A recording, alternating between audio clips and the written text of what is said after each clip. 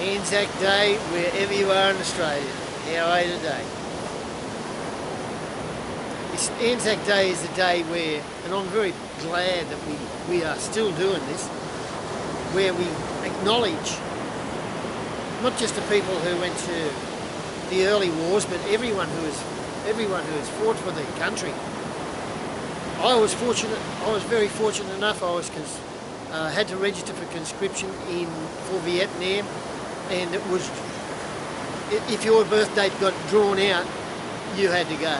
Fortunately, mine did not, and I tell you what, I have been ever since, forever grateful for not being called up. I'm so pleased because most of the people I know that went to war were never the same again. And my father, Reg Cummins, yes, he fought the Japanese in the Second World War, and obviously I didn't know him before, but I know he was never the same again. He had post-traumatic stress disorder. It just, I don't know whether I could say it ruined his life, but at a deep level, you know, like he was just never the same again. Probably it's something they didn't talk about a lot.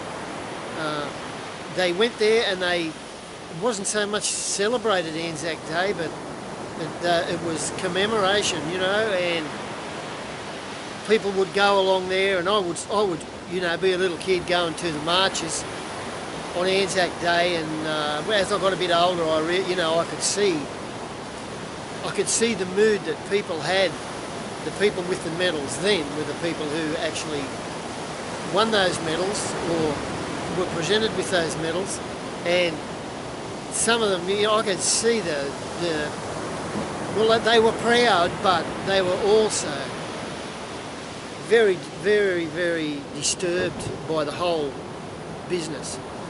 And so it's great that we take this day to acknowledge the pain and sacrifice that they went through. Can you imagine? I mean, if we haven't been there, we can only imagine what it must have been like to say goodbye to your family, your beautiful wife or husband, and you were going to war, man, and you didn't know if you were ever going to see him again. And realistically, what were the chances? The chances of you definitely seeing again were not great. And gee whiz, I just remember in my lifetime, as I mentioned before, the Vietnam War, and the way that the veterans got treated when they came home, like, it was disgusting. You know, they didn't choose to go to war. They went because they had to. They had to go and fight for their country, and conscientious objectors, of course, didn't go. And you know, I think it's conscientious objectors are.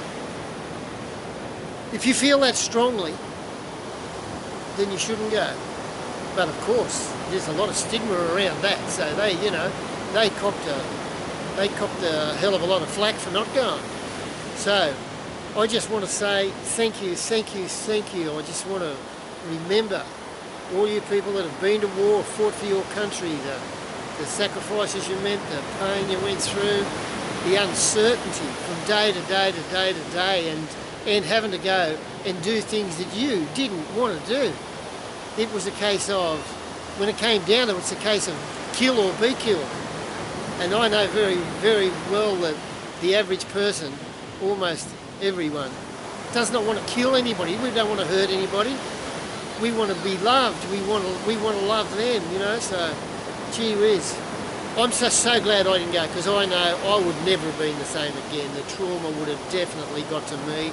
Oh, absolutely. So, Anzac, so proud of you, and I hope we uphold this tradition.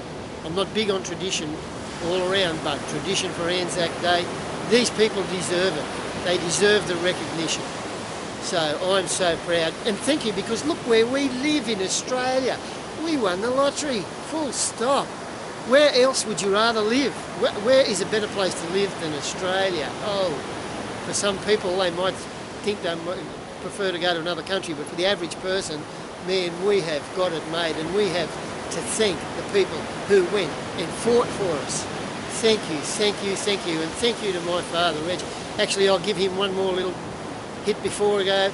He never used to talk about the war, but all his life he was president of the ex-services, not the club, but it was, I don't know whether he started or a group of people started it. They called it the Upper Horton Comforts Fund.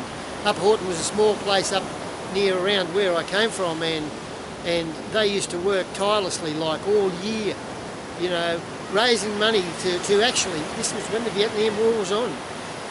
They used to raise money and send parcels over to the people that were over there in service. So thank you, Dad. You did a great job, mate, and I appreciate it. I love you and I appreciate it so much. And thank you to everybody. Thank you.